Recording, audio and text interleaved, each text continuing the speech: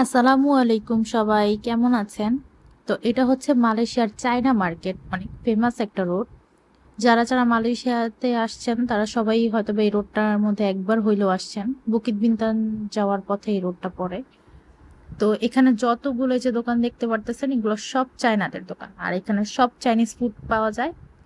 এটা হচ্ছে কি এখন খুব ফাঁকা দেখা যাইতেছে, কারণ আমরা বিকেল 2টা বা 2:30টার দিকে এখানে যাইতেছি, তো এই টাইমে এখানে গাড়ি চলাচল করে। কিন্তু বিকেল 3টার পর থেকে বা 4টার পর থেকে এখানে গাড়ি চলাচল বন্ধ হয়ে যায়। এই দোকানগুলো দেখছেন এগুলো সব ওপেন হয়ে যায়, এত পরিমাণ ভিড় থাকে যেখানে হাঁটা যায় না। এখানে বাঙালিদের দোকানও আছে, কিন্তু এই মার্কেটগুলোর পিছনে।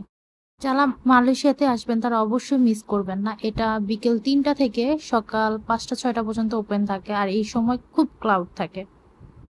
এখন যেই ফুটেজটা দেখতেছেন এটা হচ্ছে সন্ধ্যা 7টার ভিডিও, মানে 7টা বাজে দেখতে পারতেছেন। অলরেডি সব দোকানগুলো ওপেন হয়ে গেছে, আর মানুষও অনেক আনাগোনা হইতেছে, দুপুরে চাইতেও বেশি। এখন বৃষ্টির কারণে হইতেছে মানুষ অনেক কম, বাট এখানে প্রচুর প্রচুর মানুষ থাকে, হাঁটা যায় না। মানে আপনি যদি রাস্তার এক মাথায় দাঁড়ান, বাকিটা মানুষ ঠেলা ঠেলে আপনি নিয়ে যাবে, আপনার জোর করে হাঁটা লাগবে না।